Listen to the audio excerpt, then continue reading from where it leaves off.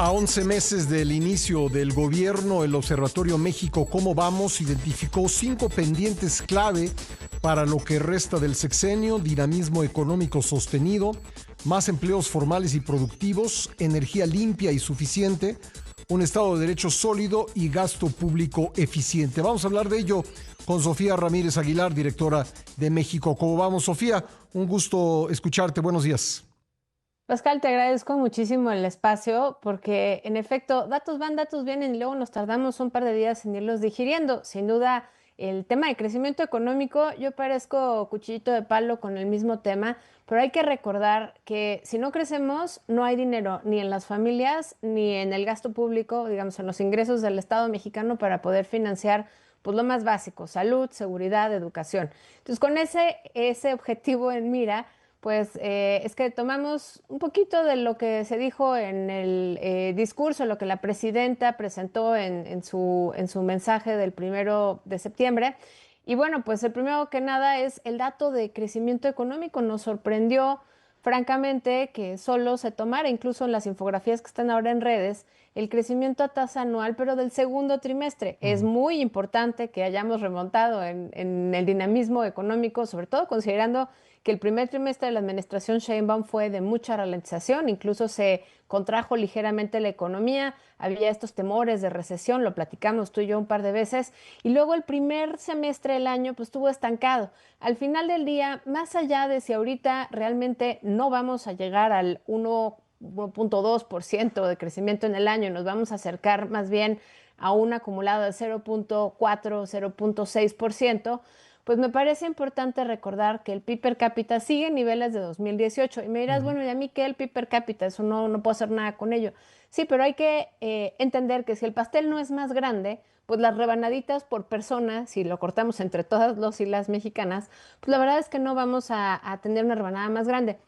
Ha sido importante, y esto sí, sin duda es materia de discusión, yo creo que en otro espacio, el tema de la pobreza. Ya lo hablábamos hace algunas semanas, pues como la redistribución del ingreso o de la riqueza o de la producción en el país, pues sí ha Sí. tenido movimientos importantes. Pero regresando al informe, el primer dato que se da, que es el de crecimiento económico, pues es solamente el escoger la manzana más bonita del árbol y no revisar el árbol completo. Sí, El porque segundo, sí. la encuesta de especialistas que realiza Banco de México, pues más bien proyecta un crecimiento por el orden del 0.4, ¿verdad? Para el Es final del año. correcto, Sí, es correcto. Y también hay otras encuestas, la encuesta de Banamex, por ejemplo, perdón, la encuesta Citi, porque antes era Citi Banamex, la encuesta Citi que ahora levanta Citi México, también indica un crecimiento estimado de 0.4. Y si me apuras, en el último informe trimestral del Banco de México presentado apenas el viernes, la estimación es de 0.6%. Claramente siempre hay rangos, pero lo importante es que no hay forma, porque no está en ninguna estimación, que vayamos a crecer a 1.2, a menos de que ocurriera algo pues realmente magnífico. Por supuesto, yo quiero que le vaya bien a México, pero si no podemos vernos sí. hacia adentro y decir qué nos está saliendo mal, pues difícilmente vamos a poder cambiar esa A trayectoria. ver, Sofía, Entonces, el dime. crecimiento promedio anual del pasado sexenio fue de menos de 1%. Probablemente cerremos este año con un crecimiento inferior al 1%. ¿Qué es lo que está fallando? ¿Qué es lo que está propiciando que no crezcamos siquiera a los niveles en que se crecía en el criticadísimo neoliberalismo? Mira, yo creo que hay una parte que tiene que ver con la integración de las cadenas de suministro. Tú me vas a decir, oye, yo te pregunté del sexenio pasado y tú me estás hablando de la integración regional que lleva 40 años consolidándose.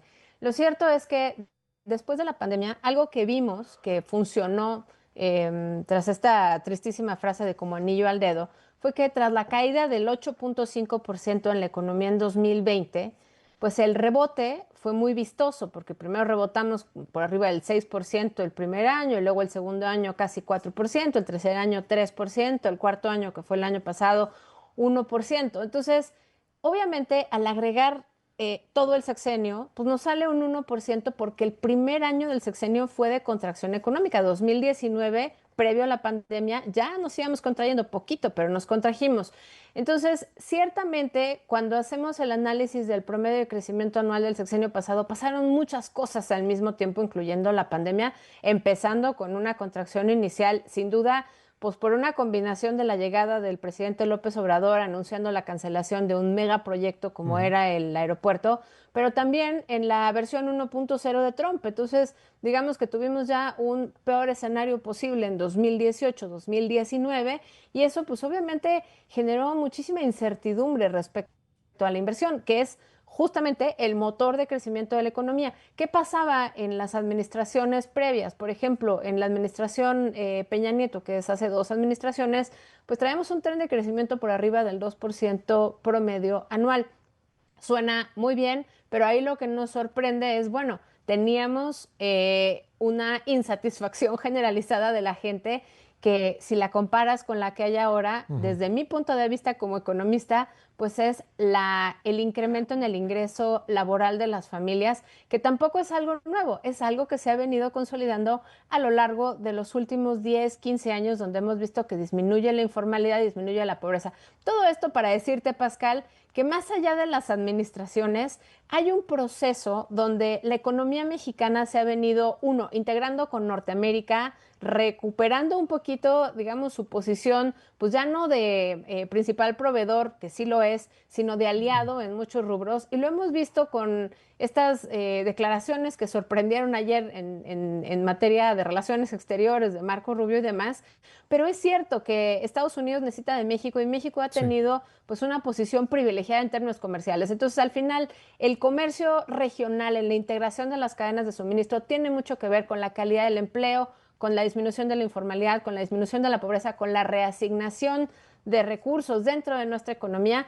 Lo que es sin duda muy Sí. importante es que crezcamos más. Entonces, respondiendo ahora sí tu pregunta, ¿qué tendríamos que hacer para crecer? Resolver la certeza jurídica interna, porque sin esa Mm. certeza jurídica interna no vamos a mejorar la inversión. Ahora, eso no es una varita de magia, porque Sí. pues ya tenemos un nuevo poder judicial y nos va a tomar, pues no sé si uno, dos o más Bueno. años poder entender la manera en la cual se van a pues tomar los criterios y emitir las sentencias, aún con los Sí. mismos lineamientos y el mismo marco legal.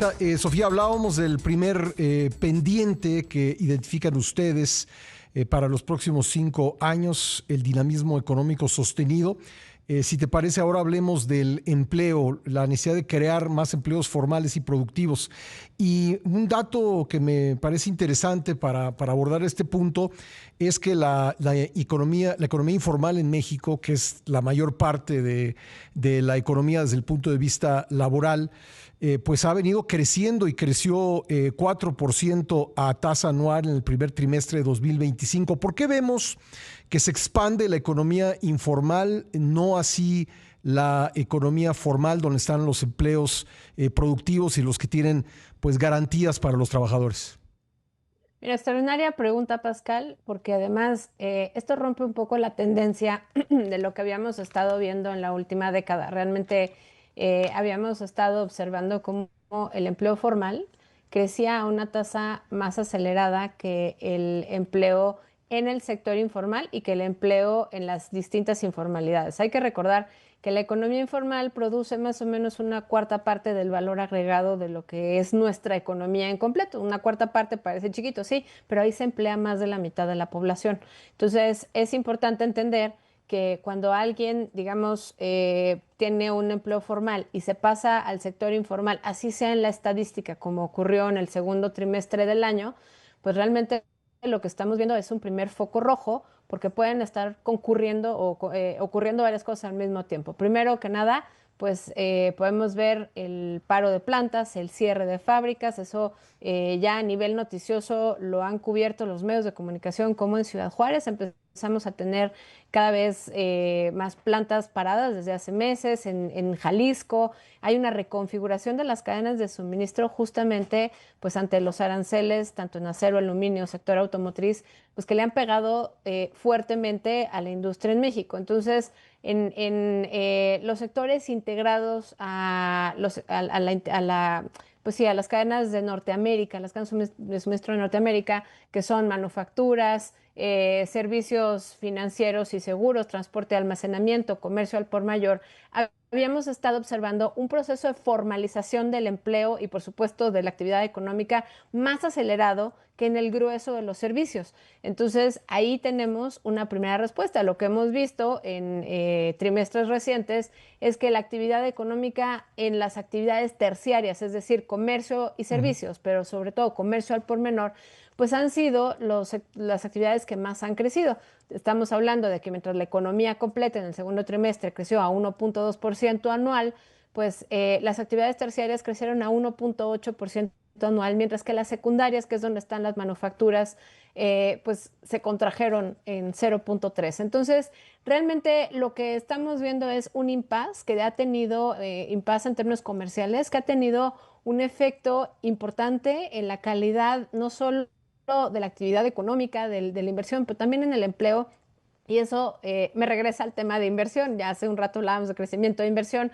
Pues la inversión es este gran motor del crecimiento. Sin inversión y sobre todo sin innovación, no podemos estar compitiendo con el sudeste asiático para ser proveedores de América del Norte. Entonces, yo te diría, ¿qué necesitamos para que haya empleo de calidad? Varias cosas. Primero que nada, más inversión, sobre todo cuando hablamos de inversión, pensamos siempre en los grandes capitales y algo muy interesante ocurrió entre 2018 y 2023, según los censos económicos, que la mayor cantidad de inversión, vaya, no en volumen, pero sí en el porcentaje de crecimiento, fue justamente en las pequeñas empresas, en pequeñas y medianas empresas que pues normalmente decimos es que no tienen capital, es que no tienen manera de crecer. Yo creo que en la pospandemia y en esta reconfiguración de la economía mexicana, pues hemos visto cómo hay un espacio para los pequeños y medianos negocios. El reto en los pequeños negocios es volverse formales, porque la formalidad no es únicamente estar registrado ante el IMSS. Yo creo que ese es el último eslabón.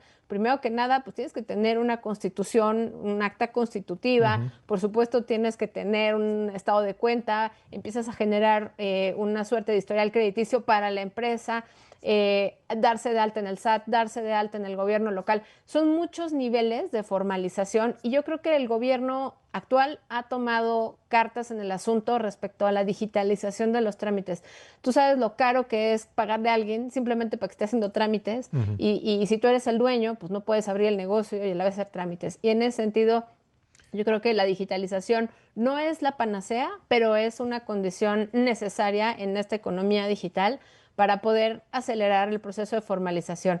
Yo creo que en el momento en el que se logre una revisión del TEMEC y ojalá no se renegocie como se murmura por ahí, sino simplemente se revise y se siga para adelante, pues tendremos un poquito más de certeza respecto a la parte externa. Y respecto a la parte interna, pues nos tocará trabajar lo mejor que se pueda con el Poder Judicial, por supuesto documentando lo que sale mal, documentando lo que se puede hacer mejor y de esa manera pues aliviar esta incertidumbre que hay de manera interna. Y hay un último tema, Pascal, porque yo sé que se nos acaba el tiempo, que me gustaría abordar, que es el tema de la desigualdad. La presidenta había mencionado que la desigualdad era la menor que había en América. Fuera de Canadá, ¿no? Exacto, sí. Excluyendo Canadá.